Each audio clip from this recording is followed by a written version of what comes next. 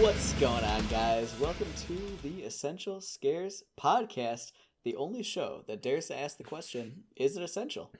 I am your host, Corbin, and with me today, as always, is Alan. Good evening. And Bobby. Boo! Ah! Shit. You scared me, Bobby. Where'd you come from? I don't know. I'm a spooky guy. We have got a great show coming at you tonight. We're going to be discussing the long-awaited film sequel to Ghostbusters 2, Ghostbusters Afterlife. But before we get into it, Bobby has a spoiler warning. Thank you for honoring Ghostbusters 2. I do. This will serve as your first one and only spoiler warning for the brand new film, Ghostbusters Afterlife. If you don't want this movie spoiled for you, go to the theaters. Support your local theater. They really do need it right now. Or skip to the time code ahead. If there's something strange in your neighborhood, who are you going to call? Ghostbusters. If something weird, it don't look good, who are you going to call? Ghostbusters. When I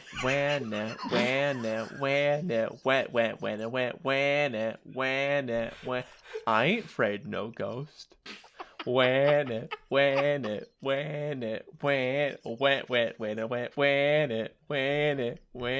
I ain't afraid no ghost. Corbin.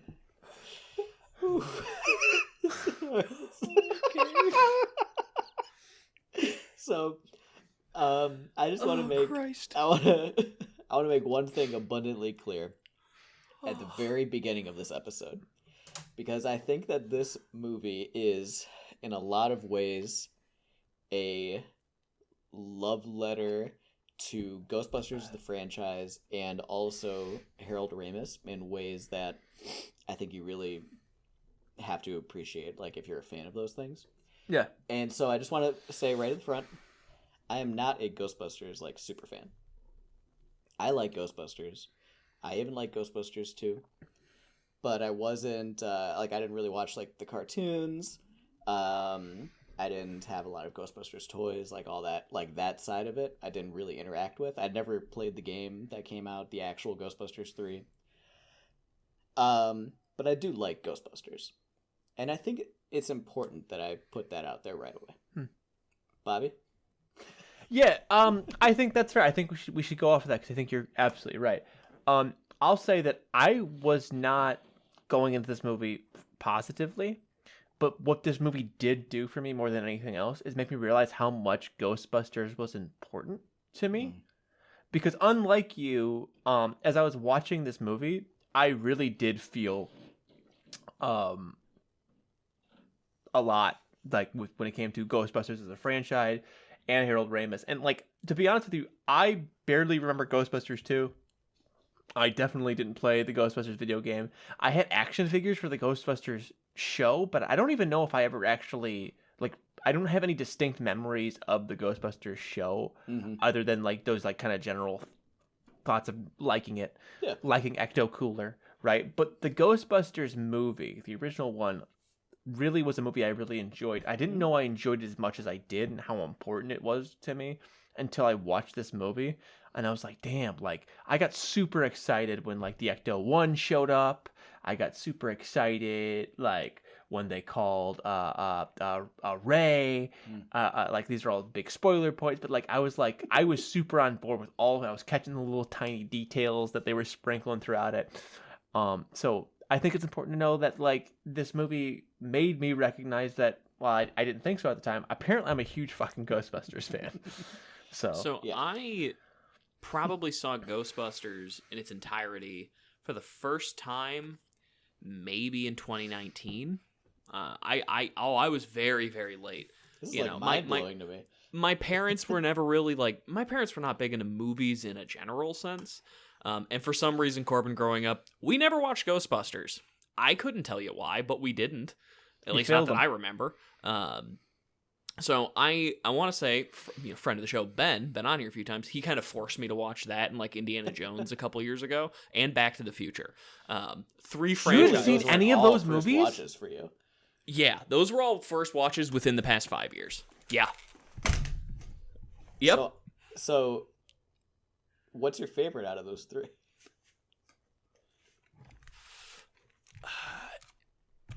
What? Either it's tough for me between Indy and Back to the Future. I'm leaning Back to the Future, to be honest with you. Really? I really like Indiana Jones. Back to This is the actually Future. very surprising. Indy's fine. It's cool. You're a big Uncharted fan, though, right? I'm not excited for that movie. No, but the games. You like the games? I never played the games. Really? I tried to play the first one, and it was so... That first game has not aged well, for the record. I'm learning so much about Alan. Yeah. Back to the Future is good, though, for what it's worth. I don't have... Back to the Future is good for what it's worth. Even that's a side bit. No, Back to the Future is I also have my headphones on backwards. I love it. That's all right. I have, this is all as a preamble to say, I have no real connections per se to Ghostbusters. I have no nostalgia for it. I watched it when I was a full-grown adult. I enjoyed it enough as it was. This movie, to me, feels like a Disney Channel original movie, but with a big budget. And I think that is not intended to be a criticism, but it kind of is. Yeah. It's fun for the whole family. I agree. I was talking so is Halloween Town. I was talking to Alan about this off air. And I agree with that sentiment in a lot of ways. And I don't mean it negatively, right? I partially mean it negatively. Yeah, that's fair. I think for me the biggest thing, as a casual Ghostbusters fan, I'll call myself, the biggest thing that was hard at times to reconcile for me personally is the serious tonal difference between the original Ghostbusters and this movie. And I understand kind of the further the movie got along, the more I understood like why and like who the target audience of this movie actually was. Yeah. But unlike most of these 30 years later sequels, that we're getting, it felt like an entirely different movie for probably 70% of it. It didn't really feel like Ghostbusters. And I think that that's both a good and a bad thing. I don't know about that. I think I disagree. I think it hit the point correctly, and like the way that it develops. I think in the beginning it's not supposed to necessarily feel like it's Ghostbusters in that way, right? Like it's supposed to be like a family drama, but like you realize that like Spangler was the granddad, and you kind of figure that out, and it's not very, I guess figure it out is not the right word, but you kind of figure out like what was happening, because like it's very clear that Spangler was the granddad just by looking at like the way that they make Finn Wolfhard and what is her name, the actress McKenna, I think. Yes, McKenna Grace, is that her name? Yes, that's correct. She's so good for what it's worth. She is very fucking good. Kills it. I had one issue with her entire character, and it's that her costume design felt so out of place. That was all. I was like, why? Because they tried to make her nerdy but fashion. Yeah, it felt like a really weird, like, we're trying to make it modern fashion, but we're also trying to make it nostalgic, but like in a way that isn't necessarily realistic to. So I think she looked super. I think she did look modern. I think she did look like somebody who had their finger on the pulse, would dress up their child, right? Or someone who was like 12 would kind of try to dress themselves, especially like if they came from a place where it looked like they were in a more of a city environment and they moved to the small town, right? I get all of that, but the reality is like, I hear you. Her costume design does not affect someone who's actually a huge dork, because they just dress like, again, she'd be dressing in My Hero Academia t-shirts and basketball shorts. It was just funny because everybody else felt totally on point, right? Like the brother felt exactly right. Podcast was like, oh, I totally get it. Everybody else dressed exactly how I would expect, and then she just her character it just didn't quite match up. I got the whole point of it. I liked that she looked the way that she looked, because it was like, let's make a geek but fashion, and that's fine. She stood out in every scene she was in, just in that. That's true. Not just her personality, which was distinctly different than just about anybody else that we saw, but also she visually was very different than anybody else we would see. Yeah, she looked like she looked and acted like Harold Ramis as Spangler. She did a really good job. She understood the assignment. The other thing, tonally wise, I want to hit on before we go into podcast. I again was talking to Corbin a little bit about this.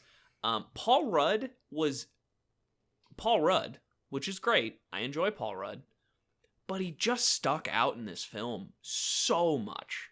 See, so I don't agree. I don't agree either. And we were talking about, Bobby just said it, right? She understood the assignment. I think Paul Rudd knew exactly what he was doing. Like, do I think he sticks out? Maybe a little, because the mom is at times maybe a little too serious. But I think that he fits perfectly, like, with this dynamic with the kids and this, like, the family adventure. Like, he's like the Doc Brown, like the crazy scientist guy that hangs out with them. And, like, I think he was great. Can I say something? I like him, but it was just a weird feeling seeing him compared to the tone the movie was trying to set at the time. Like, that clash to me was just something I couldn't get out of my head. I think he did such a good job because he felt like this movie is so this is what I like about this movie. This movie feels so exaggerated. The same thing the original Ghostbusters did, but like all of the characters feel real enough that you buy into it to a certain extent. And he's the same way where he's like, you buy into Paul Rudd's got like, he's got him and Ryan Reynolds have that same charisma where it's like, yeah, I buy it no matter what role that they're in. But there was one moment during this movie that it was a funny thing where like, it was after he got on the date with the mom and he was in the Walmart and he was walking like that. Oh, that was so funny. And Mel's like, why is he walking like that way? And I watched this movie with producer Mel in the theaters, and she whispers to me, why is he walking like that? I'm like, I walked like that after our first date, because like legitimately, he's like jacked. He's ready. He had a successful first date. He likes this girl, and she clearly likes him back. She kissed him on the cheek. He's gonna treat himself to a nice Sunday and go to sleep a happy man. I just want to say something about that really quick. I'm 99% sure that this was just a classic marketing, let's get paid for this scene. Yeah. But when he goes to Walmart and he opens the ice cream and it's Baskin Robbins, I busted out laughing. I could not contain myself. Yeah. Because obviously, anybody that's seen Ant-Man, right? That is just a hilarious joke. And I immediately thought to myself, is this meta? Or is this just the happiest coincidence? Because it has to. It's got to be both, right? Yeah, they got to be like, so we got this Baskin Robbins deal, Paul. Are you cool with it? And he's like, yeah, I guess. Right. And like I don't know, man. Like this movie, I know you said this movie tonally didn't exactly match with you with the Ghostbusters, but I think it hits the spirit of both, right? Where like this, like I think Ghostbusters, because of it being a movie that like wasn't exactly bad, it unintentionally grew an audience of younger people because like a lot of stuff in the 80s did. Yeah, actually, I agree with that. I think that you see, and also you saw that a lot intentionally, because there was this period of time, like the mid-late 80s, where movies for adults were marketed towards children, like RoboCop. Yeah. And I do think that Ghostbusters kind of fell into that a little bit, and it accidentally became like a family movie over the years. And I think this movie was just like, well, let's just make one for real this time. And I think it still hits the spirit of because there's enough, like, I'll say this. This movie does really well 3/4 of it, right? Because you get the very brief moments with the old Ghostbusters, so you get the old fans in, right? The adult relationship between Paul Rudd's character and the mom character it feels very real and really organic. Yep. That I really like it. I like their relationship. And the main character, what's the actress's name? I'm so sorry. McKenna Grace. McKenna Grace. Phoebe. McKenna Grace, and Evie, and Pod Vivi. Yeah. What is Phoebe. it? Her name. Phoebe. Yes, Phoebe. Phoebe. Yes, thank you. Phoebe and podcast relationship and their whole dynamic feels really real too. Like, definitely. They had that classic like two outcasts coming together at school. The lab partner, the lab partner thing was really kind of cute, and like everything happening. Doing any labs. Yeah, but everything with like the ghost of Spangler, right? Was also really worked. The one thing that I think didn't work was Finn Wolfhard and that Lucky Girls side plot, it felt like a side plot so hard. Everything else felt like it was integral, but everything that they did, it was like, this doesn't really impact. yeah, this feels like an excuse to have Finn Wolfhard in this movie. It absolutely did. It definitely felt like they had a relatively tight movie, and then it was like, well, if this is a 80s nostalgia movie, you gotta get Finn Wolfhard because that's what you do. And then it's like, well, he can't just be in the background; he has to do something. Yeah. Whatever. He was good in all the scenes he's in with his sister. I think that they have some nice dynamic. But yeah, like his bits, like learning to be a restaurant worker and all that stuff, like it's fine. It feels a little bit forced. It feels like it's trying to really nail in the this is for literally all ages, so when you bring your teenage kid in, like he's okay with it too. Like, that's what I felt, and like that was like the one bit where it's like it's not super needed. Like I know if I was a kid, even if I was a teenager, I would have been interested in this movie for the same reasons. Mm-hmm. Like I wouldn't have needed Finn Wolfhard to like hold me down for that. And the movie it's a little long, I think. Yeah, and so like a lot of his parts probably could have been trimmed down to make a little like a faster paced movie. The whole thing with like Lucky BA, like I understand that they needed like a different. I even understand at the end they wanted the mom to be not stuck in the Zool body so that she could have her moment with the Harold Ramis body double. Like, I get that, but like that was like the one bit in this movie that didn't really work for me because like even the new Slimer worked for me. I thought he was adorable. What's his name? Munch or something? Muncher? The Muncher? Yeah. The Muncher. I loved him. I thought he was adorable. I was like, oh my god, the Muncher. And he just seems like he's just as afraid as everybody else. He's just like, oh god, I gotta go. He's substantially more dangerous though. Dude fucking tries to shoot our characters with metal. I love that. I had one singular problem with Muncher, and it's that he's the only new ghost. And he's so similar to Slimer, and it's like I would have liked to get like maybe a couple of new ghosts. You wanted like another like librarian ghost, something like that. Yeah, just like something like to really like sell. I think that would have helped push it past the.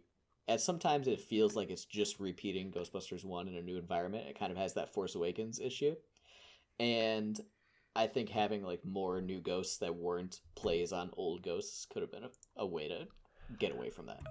I hear you. I guess I kind of disagree because I think that the plot is, I don't know, I guess yes and no. Not the whole movie, but like there's a lot of like the last like 25%. It's very repetitive, I think.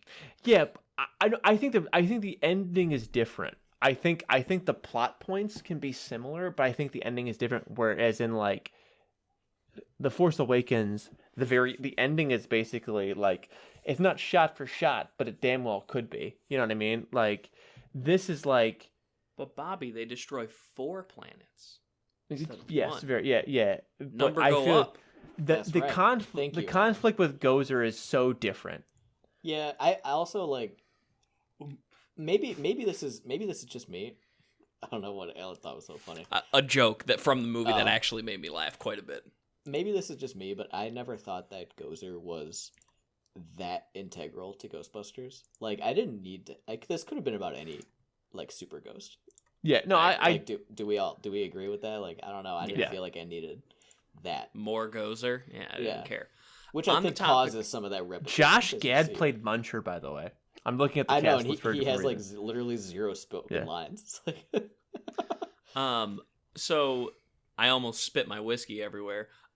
When Lucky says, they basically say something to the effect of Gozer is neither a he or a she, and without missing a beat, she goes pretty woke for 2000 BC. I genuinely laughed at that. I hated it's that a line. Bad joke. It's a terrible joke, but I was like, all right, that's that.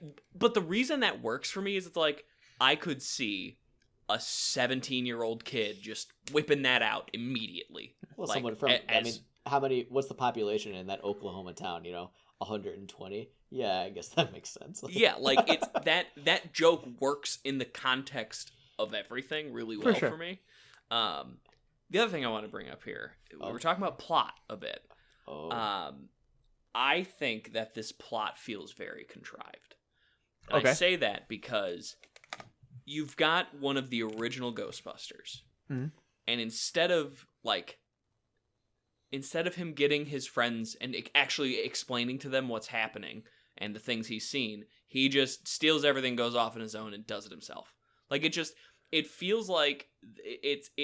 But that's not exactly correct, because he's like, the whole thing with Ray is like, he kept talking about this mountain, and like and they kept like blowing him off, like, no, it's done, we finished it, the Ghostbusters are done, we're moving on, and then like Spangler, one day they came and Spangler was gone with all the stuff. So like it's almost like he felt like nobody believed him and he had to do it. Yeah, and like knowing Spangler as a character, that's totally within his like.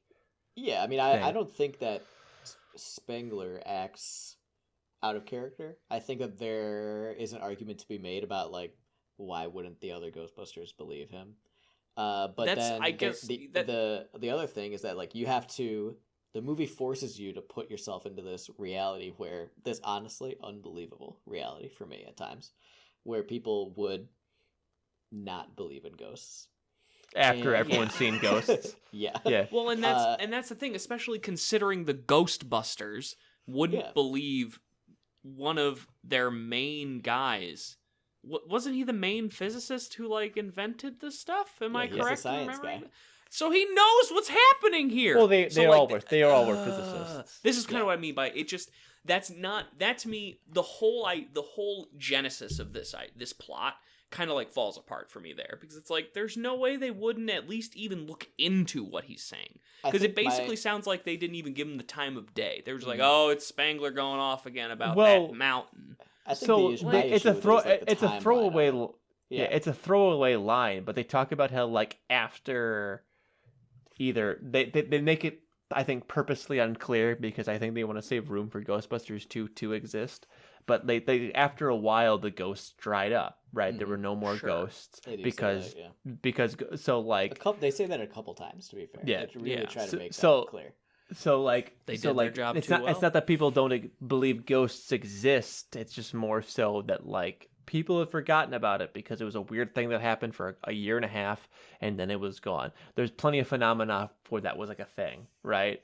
And then like after a while, everyone was like, well, we did it. We saved the world. Time to move on. And everyone was successful except for Ray, and then Spangler is easily couldn't let it go, right? Like that is like, I'm not saying that it's like the best thought, but like you can see it. I get what you're saying, but you know what I mean? It doesn't. The dots don't connect for me. It connected fine for me, for what it's worth. Because I had those same questions of like, did people just forget about the Ghostbusters? And then they showed it. And I was like, huh? And then she called, and I was like, oh, okay, because like there just hasn't been ghosts for like 40 years. Yeah. Like, I think I also for me, cringed very hard at that line.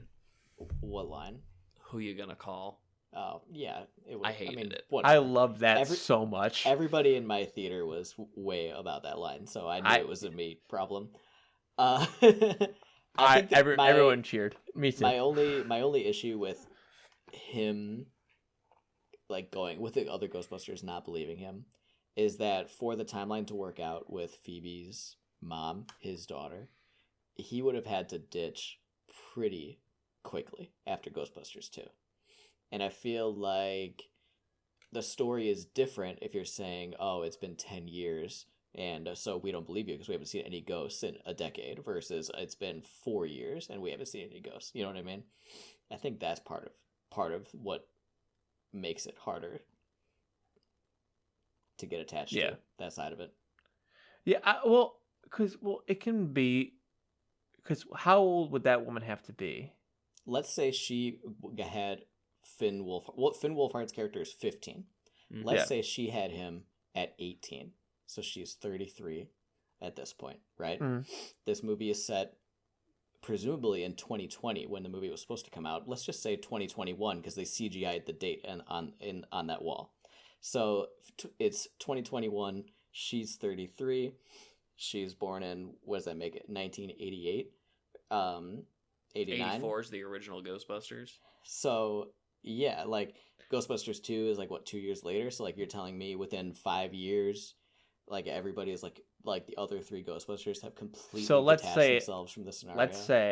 Let's say that even if, because it can also be easily seen that she maybe had Finn younger, right? Even at 16, right? Which is like the typical teen pregnancy age for Hollywood. Sure. So that brings her up to the 90s that's true. That she was born in, right? Early 90s, or even so. Like that's, I still think that's feasible. Like I understand I might be Bobby Island on this one. That's fine, but I was not bothered by that moment. It was me last week. It's all good. It doesn't bother me as much as we're talking about it, but yeah. it was kind of like I don't know about this. Can we talk about the story fine, but whatever. I just want to make a small moment. Can we talk about J.K. Simmons? Can we talk about J.K. Simmons for a second? just oh my I love that. I love that so much. Funny. That was J.K. Simmons be like, please put me in Ghostbusters. I want to be in Ghostbusters so bad. When we see his character initially, I'm like, oh, okay, cool. It's a guy. I didn't notice. Oh, that's J.K. Simmons. Until he was up and awake. I'm like, holy shit, like, that's J. Jonah Jameson. Like, yep. And then she just splits him. Look, there are a few moments in this movie that I think are ultimate wins, and watching J.K. Simmons get ripped in half by Olivia Wilde, that's pretty high up there. Yeah. Like, that's a pretty great moment. Especially because he's like, I did this all for you. I'm ready to rule the... And he's done. It's so good. And they do it in a way that is, like, gory, yet so ungory, so that, like, the family like can still watch gory. It. Yeah. It's like, that's fucked. But at the same time, it's like, okay. Like... Yeah. Like it's gory, but it almost looks like SpongeBob just got ripped in half. Like, yeah! That's exactly what it is. It's the gorilla that rips SpongeBob in half. It's like when they rip off Squidward's nose. Oh. So I think this... Go ahead. Oh, okay. I think this is an area that we can all agree on as being good. Except maybe Alan, who I think didn't like this movie at all. How do we feel about the little baby Stay Puft marshmallow guys? I loved it Very so cute. Much. Hilarious. They're so adorable. I love when they're like barbecuing each other. Oh, when they're just, that whole sequence with them is honestly just good. Like, loved it. It makes like no sense even within the Ghostbusters canon. I didn't care. Well, I think it's fun because it's like it's Zool and the gatekeeper, like, or the keymaster, both being like remembering the last time they were on here, and like they're utilizing the fear. I think that's how I kind of took it. Okay, but like just the idea of like you first see the Stay Puft Marshmallow Man, and it's like, oh my god, he's gonna be Paul Rudd's cute little sidekick, and then they immediately start like murdering each other, and they're all enjoying killing each other. It's like it felt like it felt like either like salad fingers or like the old, or like the old film cow. If you guys remember, felt like Charlie the Unicorn. Yeah. I was gonna say it feels like Happy Tree Friends a little bit. Yeah. So for sure. Yeah, but like film, Happy Tree Friends or like Charlie the Unicorn, like that. And I was like, this is the funniest Llamas shit. With hats. Yeah, same guy actually. Yeah. What happened to Happy Tree Friends? I have no idea. Yeah, it's a good question. I don't know what's happened to Film Cow either, even though that was one of my favorite. Yeah. I love Jason Steele's Your favorite thing to watch on E-Bombs World back in 2004? The reason I got into podcasting was because of Film Cow and this dude Knox, who was a claymation guy, who also fits into this field of just like ha murder funny. That was like the number one joke in the early like YouTube era. Yeah. And trust me, I sniped those jokes in my early YouTube claymations that I did, which you'll never find. I don't know if I can find them, to be honest with you. Speaking of podcast, Oh, there it is, finally. Oh my god. So Great this character. Great character character. comes on this character comes onto the screen and he introduces himself as Podcast. And for reference, my wife and I went and saw this movie. Maggie, she's great. Love her to death. You know what she does when Podcast says his name is Podcast? She just starts laughing at me hard in the theater, loudly. So it was maybe it's time simultaneously for you great and terrible to come to grips with the fact that among You're all the little of the Asian things boy you in do, Ghostbusters. This is one of the nerdiest things that you do. Fill your time. It's with. pretty high up there, if we're being honest. It really is. Like, And I'm video fine with games that. are pretty tame at this point, so They're absolutely tame. It probably goes disc golf and then this and then That's whatever else you do. Yeah, that's fair, honestly. But it's okay. Me and Corbin are tied with 40K on this. I was Yeah, about to say, so- your 40K definitely puts you tied with me in disc golf. Like, Oh. easy. Oh yeah, simply. But And yet- but this is and yet. yeah.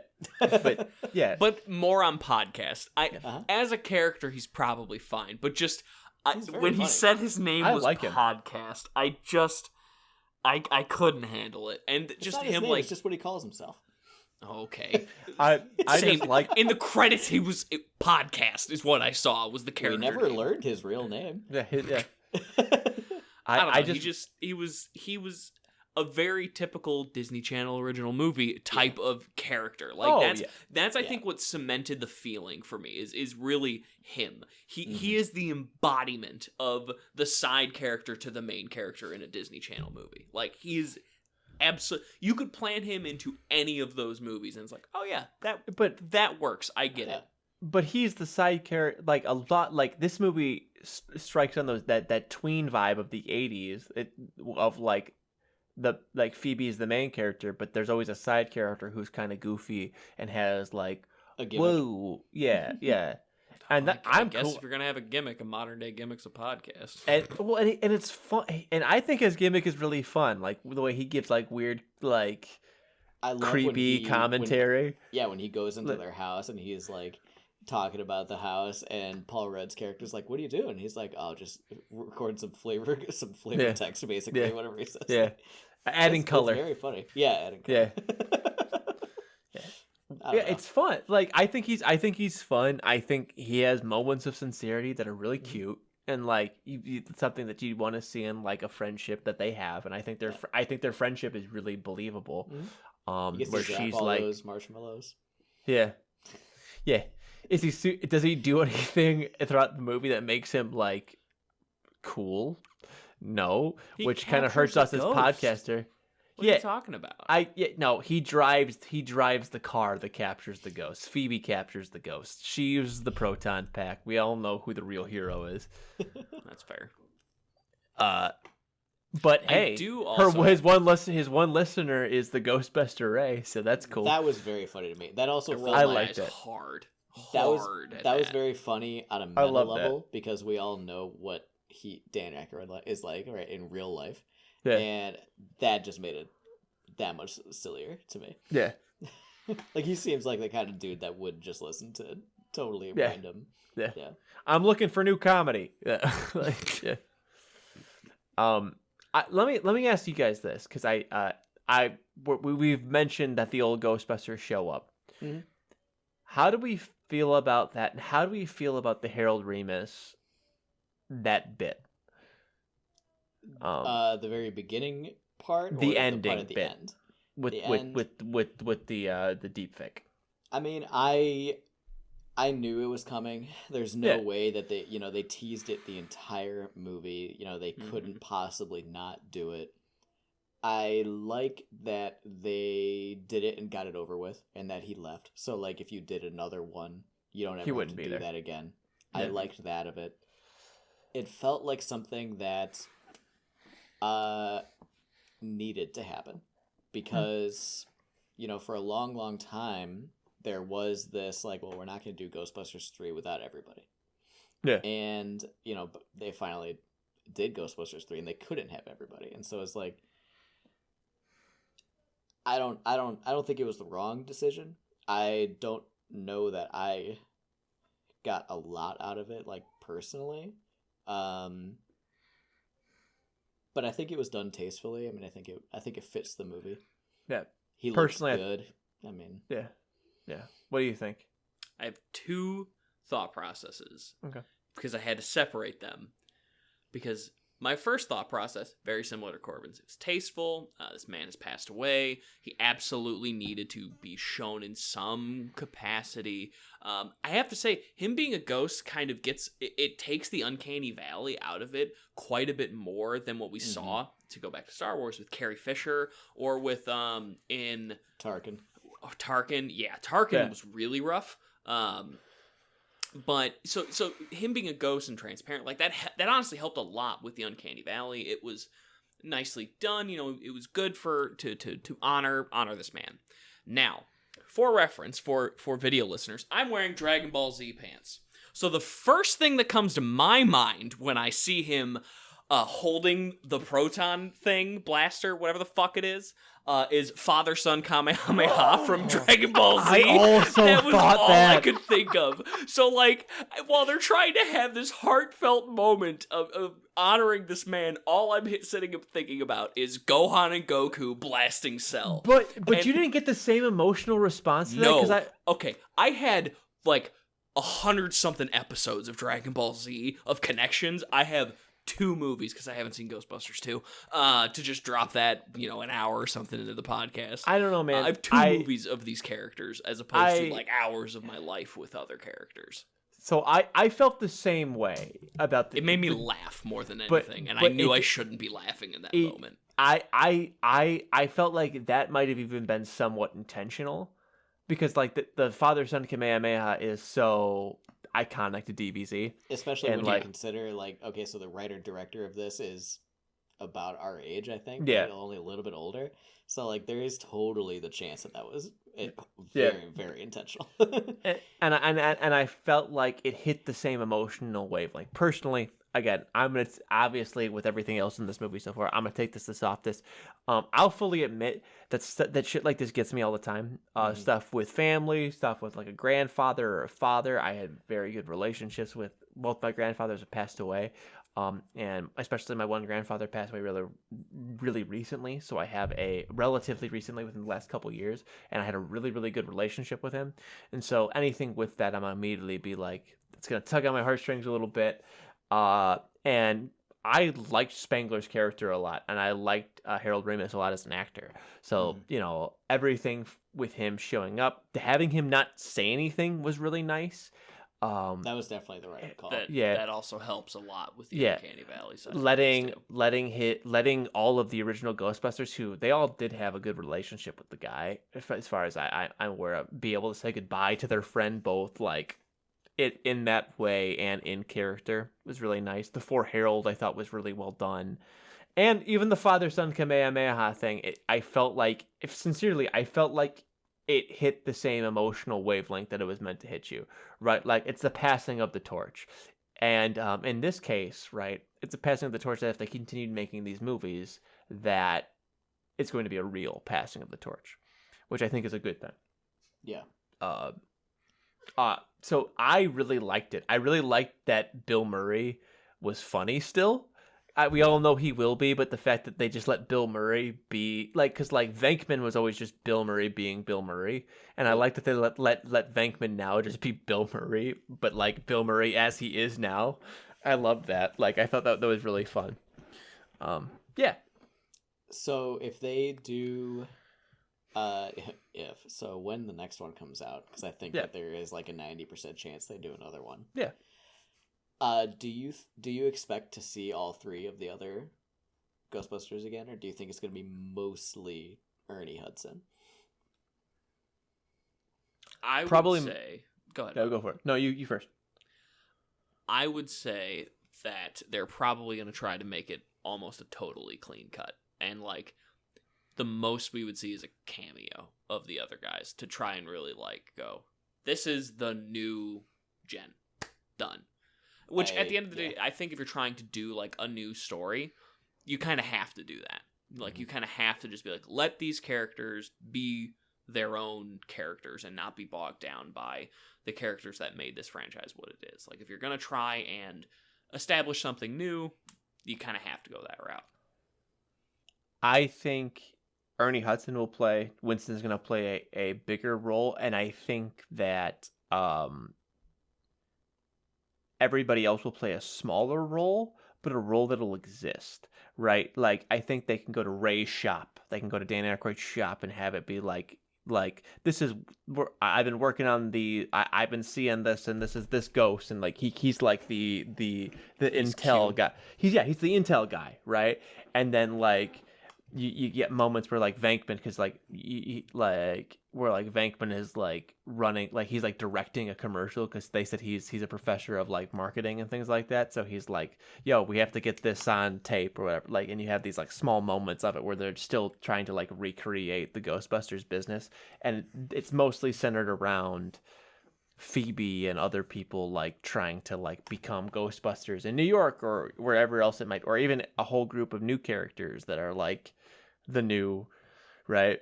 Mm-hmm. Yada yada yada. And like Winston is like the guy who's like, I'm the chief, you know what I mean?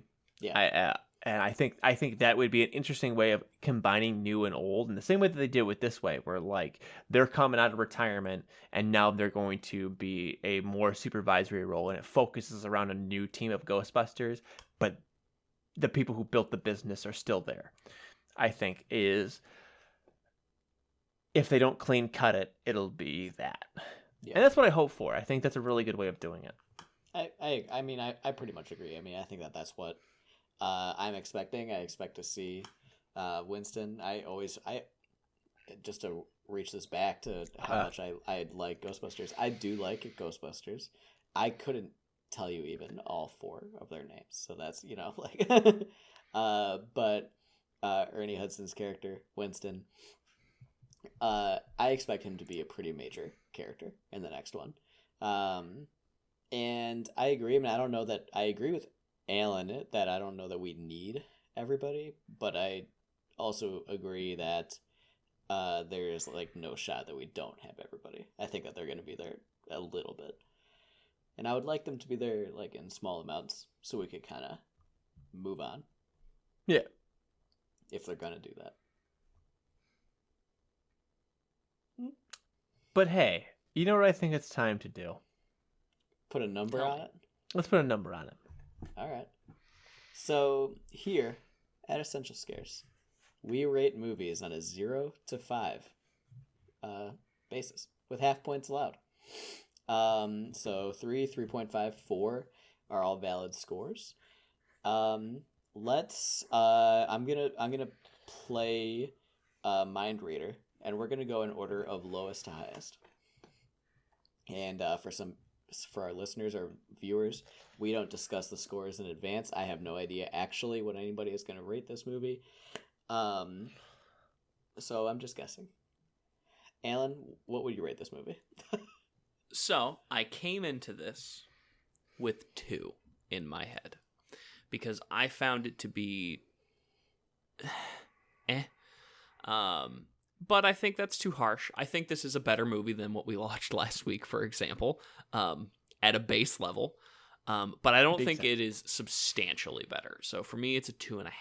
It's kind of right it's a mediocre, middle of the road kind of experience. I fully understand. I am by no means the target audience for this film.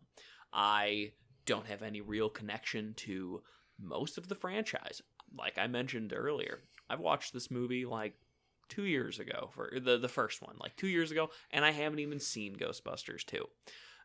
So I am by no means the target audience they're trying to reach in terms of nostalgic Ghostbuster fan or a general audience viewer who wants to see a fun movie with his family. But it just, I think there's a lot of points where this movie kind of breaks down for me. It felt like a Disney Channel original movie with a budget. It just didn't click with me. Too long. This movie should not have been over 2 hours.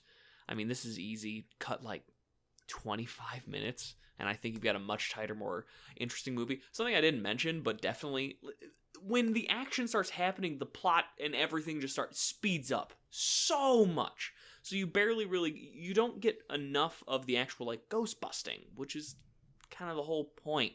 But but you had all this like extra fluff throughout the earlier part of the movie that could have been cut to give us more of the ghost busting. So 2.5 kind of hits that middle of the road area for me. All right, I'll go next. Wouldn't it have been crazy if I kicked it to Bobby? I've been super excited. Yeah, you guys. I think Bobby's mind would have been blown. All right, so I'll go next. Overall, I think I enjoyed this movie, but I didn't love it when I was watching it. There's a lot of things that, upon further reflection, I've thought like, okay, that was kind of nice. Like, oh, that was a nice way to do like the stupid nostalgia shot without taking over the movie. You know, I think that they actually did a lot of that quite tastefully. I would agree. Overall, I didn't quite like the final act. I also thought it was too long. It feels like it drags a little bit. I agree with Alan that it does kind of feel like a Disney movie, but I mean that in a good way. Like it feels like a family movie. Like I feel like if I was 10 years older and I at this current time had a child between the ages of 10 and 15 and I had grown up like loving Ghostbusters, watching I think that's called the next Ghostbusters, whatever it was, the cartoon, and like being enveloped in this franchise. The real Ghostbusters, I think it is. Real Ghostbusters, thank you. And you know, I went to see this in the theater with my kid. Like, I think I would have had an absolute blast. And I think that that's important to think about, because as much as critically I had issues with this movie and subjectively it was clearly not for me, I don't think that the subjective part is a massive like negative, you know, because it is. I think that there is an audience, and I think that the intended audience is probably going to really, really like this movie. And, you know, 5-10 years from now, I'll probably even like this more when I watch this with my daughter. I mean, I think that that's just a realistic thing to say. So for me, it's going to be a 3. I didn't hate it. I think it's better than average. But I think too much of what I liked about it was little things that I thought about afterwards, and not the act of actually watching it. All right. So Bobby, what's on your island, buddy? Like, walk me through what's on there. Sure. What do you have? I like this movie. I like this movie a lot. I liked all the characters in it. I thought it was a well shot movie for the most part. Yeah, the music was really good. Oh yeah, I didn't bring that up. That was actually my favorite thing about the movie, because it feels very old school. The music is so like loud and everywhere, and I kept thinking like, did Steven Spielberg direct this? It felt like his kind of like the music that would go along with one of his type of movies. You know, like it just kind of that was the thought that kept coming to me. But no. I agree with you. It's very good. The score is very well done. I think that this movie ticks a lot of boxes for me.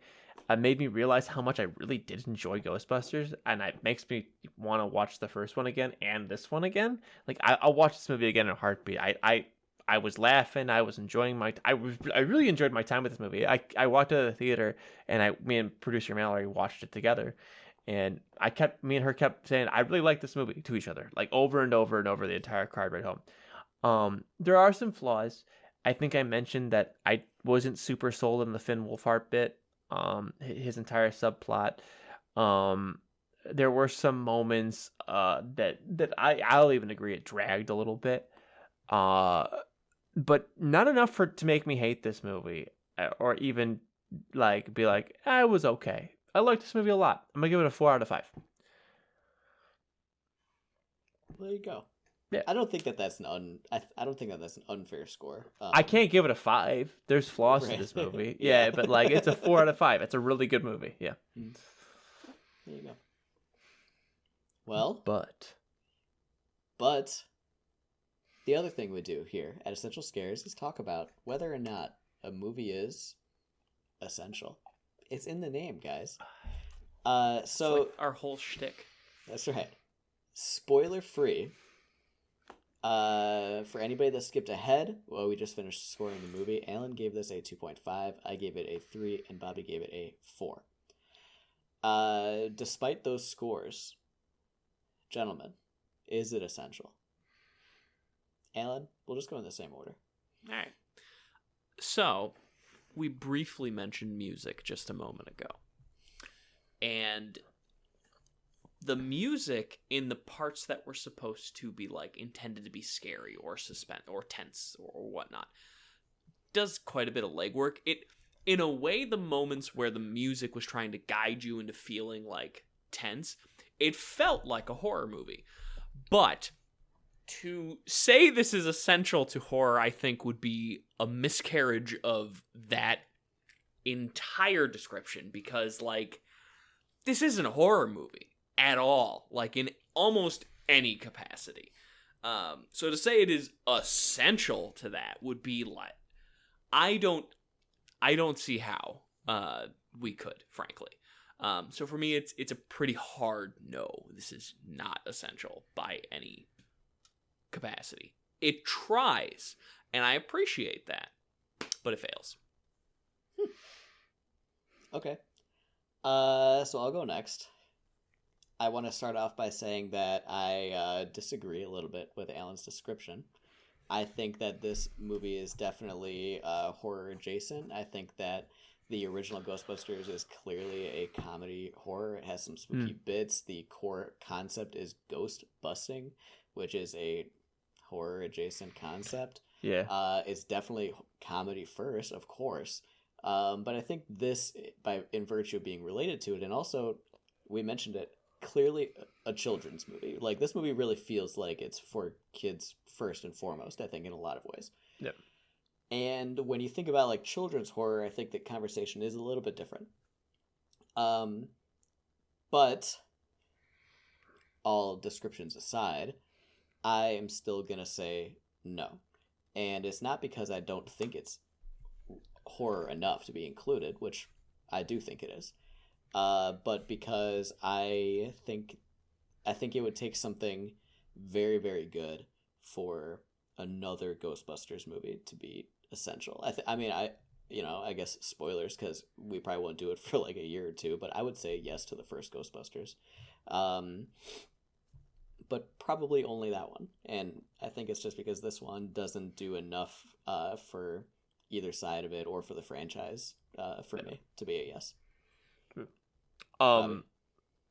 So I want to elaborate on your point, Corbin, because I think you and I are saying no for the same reason. I'm saying no, by the way. No, it's not essential. But I really enjoyed this movie. The problem with this movie is it's like a franchise that I have been very disdainful of this entire time. Friday the 13th, right? There is one Friday the 13th movie that is probably essential, and it's probably the second one. And maybe the fourth one, maybe, because it's like considered to be the good one, right? But I don't know about that.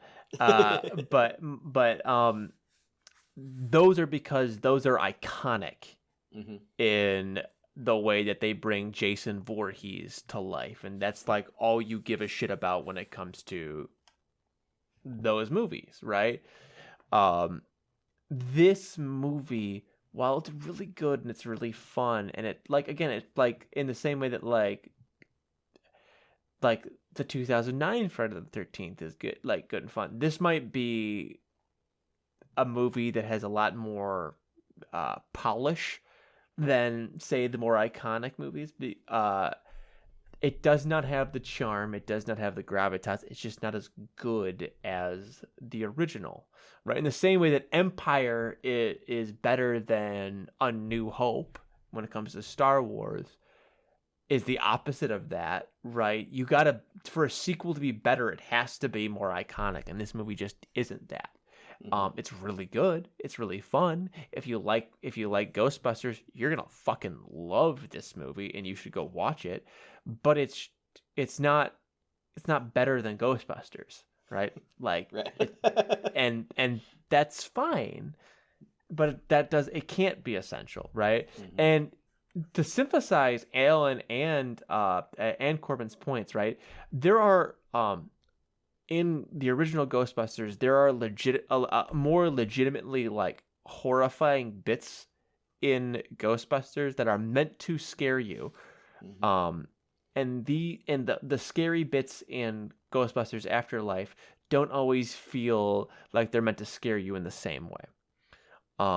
So like it again, and I'll own that completely. I don't think I think that was with intention. I don't think the movie was trying to be that side of it. I do think it's still horror adjacent enough to be on this podcast. I just don't think it's essential.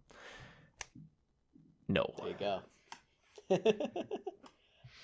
But hey, speaking of Ghostbusters, what's everybody up to lately, right? What are your handles? What have you been up to? Bobby.